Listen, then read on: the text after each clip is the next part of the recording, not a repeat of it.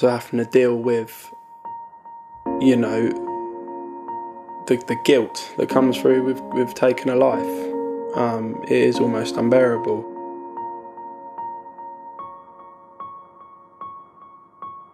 People say, you know, it was an accident and accidents happen, but it didn't feel like an accident. I knew I never meant to do what I did.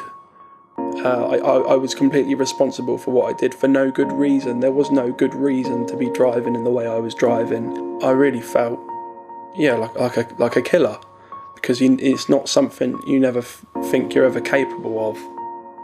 My driving was bad, to be honest with you. We would often race around and tear about and have a laugh, I suppose, as young lads will do.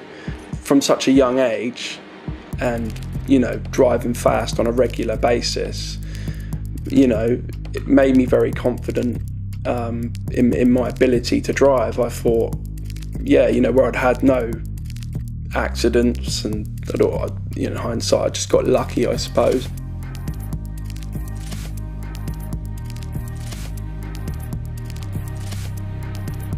And I just felt very impatient. I really had to get where I needed to go. It was quite normal behaviour for me to be overtaking a large, you know, group of cars at speed. Something I felt perfectly comfortable doing, and didn't really see it as much of a risk at all.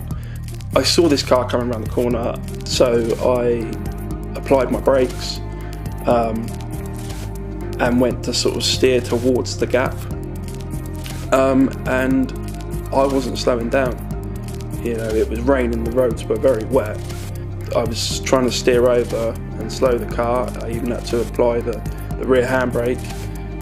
I was trying everything just to get my speed down and get into the back, but before I knew it, I'd locked up all my wheels. And I was now sliding towards this Honda Jazz.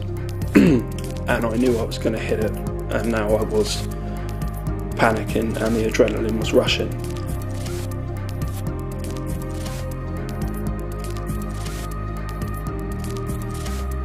Everything was extremely quiet. I couldn't hear anything, and I remember trying to gather my thoughts and try and process what had just happened. It all happened so fast. I could see the Honda Jazz up against a tree. You couldn't see in the car, all the airbags had gone off. It was just white inside there, you couldn't see the people. And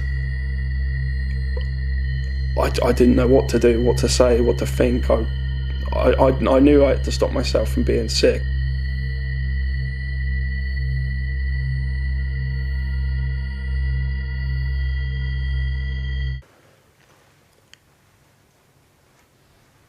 All the guilt and everything I was feeling about causing the death of Mr. Richardson,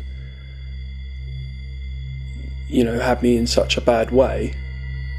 I honestly thought I was going to feel that way forever, in that state of suicidal thoughts and serious sort of depression. Go into prison, but it never really done anything, obviously, for the guilt I feel for causing the death.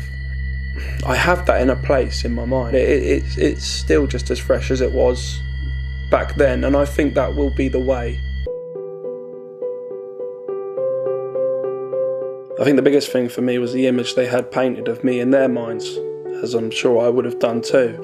I had to listen to about how the accident had impacted their lives, the loss of their loved ones and that, which was one of the hardest things I've ever had to do. I was very fortunate to have my meeting with such reasonable, understanding people, forgiving people. I would have just seen some young boy racer who's tearing around and has killed my dad. You know, I'm very grateful for that. Look at what's happened to me, think about what's happened to me, and, you know, think about how easily it could happen to you. These smallest things, tiniest things that can change your life and other people's lives forever. I mean, the ripple effects are enormous. It's horrific. And to think it's only taken you seconds to do that. is shocking.